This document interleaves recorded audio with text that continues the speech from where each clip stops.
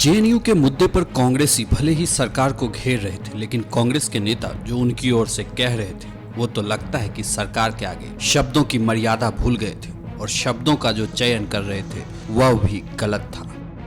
तभी तो जब सिंधिया बोल रहे थे तो बोलते बोलते गलत शब्द बोल गए और फिर शब्दों पर ऐसे घिरे कि सामने से मतलब तक शब्दों का बतलाया गया और मतलब ऐसा बताया गया कि सिंधिया को हमेशा के लिए याद रहे।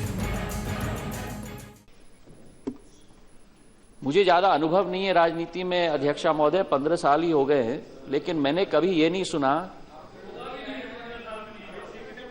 सुन लीजिए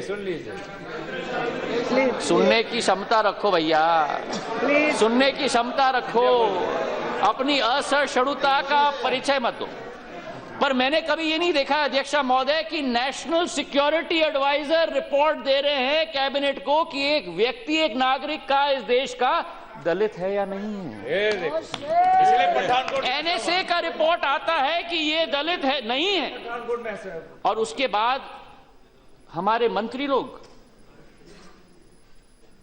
विदेश मंत्री सुषमा स्वराज जी,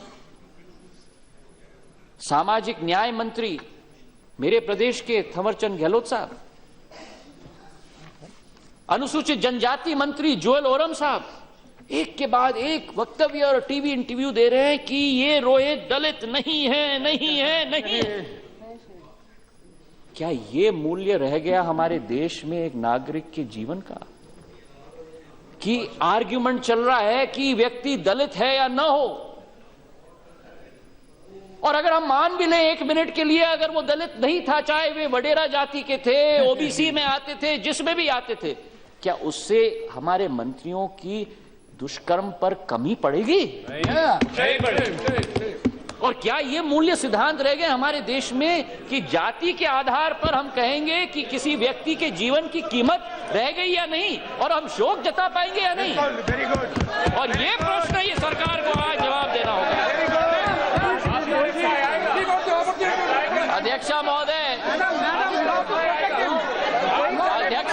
इनको सुनना पड़ेगा। Madam Speaker, as a woman I would like to say, the word dushkaram means rape in English. Sir, when you are addressing a female minister, the least you can do is not use that word in the context of a woman. However, if that is how you'd like to do your politics, let it be done and I will answer. Please.